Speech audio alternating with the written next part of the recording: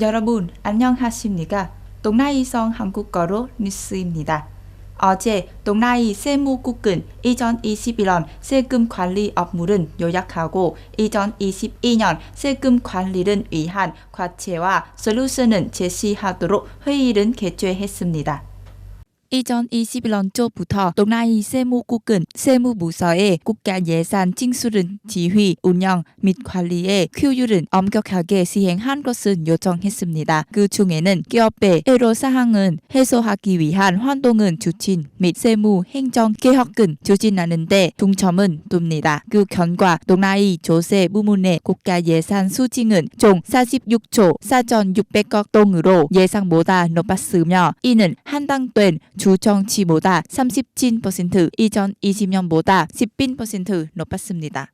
Võ Tấn Đức In민위원회 무위원장은 내년에 조세 부문이 여러 솔루션에 집중해야 한다고 말했습니다. 그 중에는 현실에 따라 예산 수징이 한당된 주정치로 인해 최소 5% 증가하도록 보장하는 수입원 검토를 추진하는 것입니다. 세금 체납 비율은 국가 예산 중 수입의 5% 미만으로 줄이는 것입니다. 어제 동나이 공상부는 2021년 동나이성의 대표 농촌 공산품 및 소년 노동자를 기리기 위해 지역 자원에서 행사를 개최했습니다. 2021년에는 성의 순럽현, 장범현, 연잣현, định quán현, thống nhất현 및 lâm khánh 시를 포함한 6개의 지역들이 성급 수준에서 16개의 대표 농촌 공산품을 등록했습니다. 그 결과 16개의 공산품이 승인되었습니다. 작년에 성 전체에 2021년에 자라는 인군 징호를 받던 가구 목수, 미술 목재, 공업 몽재, 뜨개진, 기계공학, 비단 양묘, 식품 가공 등의 산업에 종사하는 54명의 개인이 있었습니다. 그들이 성부터 표창 및 영예를 받았습니다. 이 기회에 공상부가 동나이성의 대표 농촌 공산품을 소개하기 위해 전시설을 개설하고 운영했습니다. 2021년에 베트남 전력공사 및 단위들은 많은 어려움을 극복하고 계획된 목표를 완료했으며 특히 시험 경제 반전과 인민과 싸움을 위해 충분한 전력 수급을 확보했습니다. 전기가 한 단계 앞서라는 사명은 계속 자한수행하고 있습니다. 베트남의 전력 시스템 규모는 전력 용량 측면에서 아세안에 앞장섰습니다.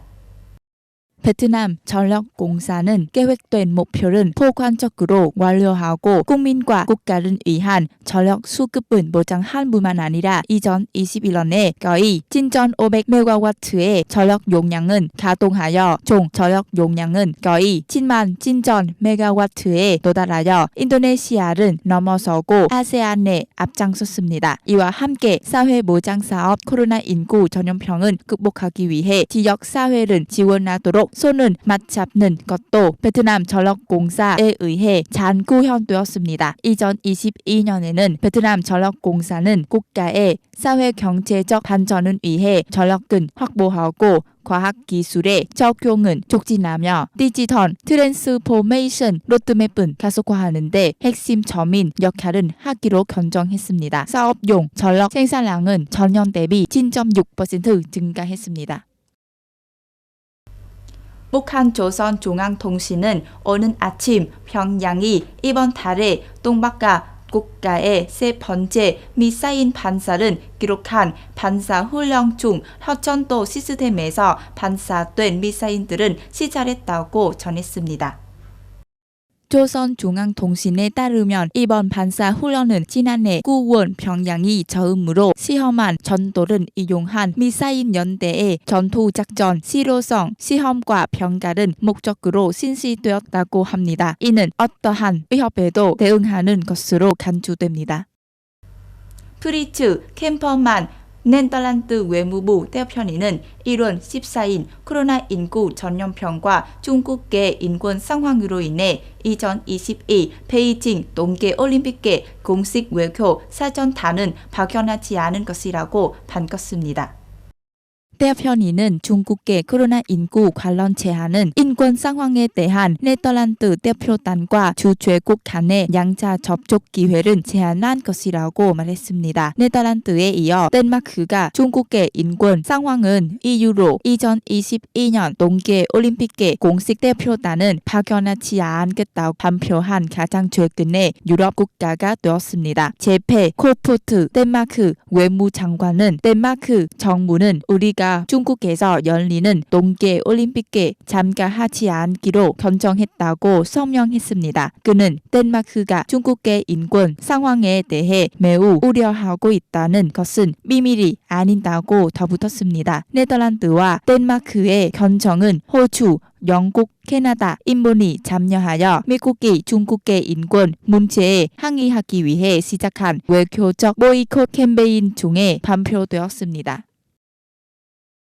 동나이성 뉴스입니다. 잘 들어주셔서 감사합니다.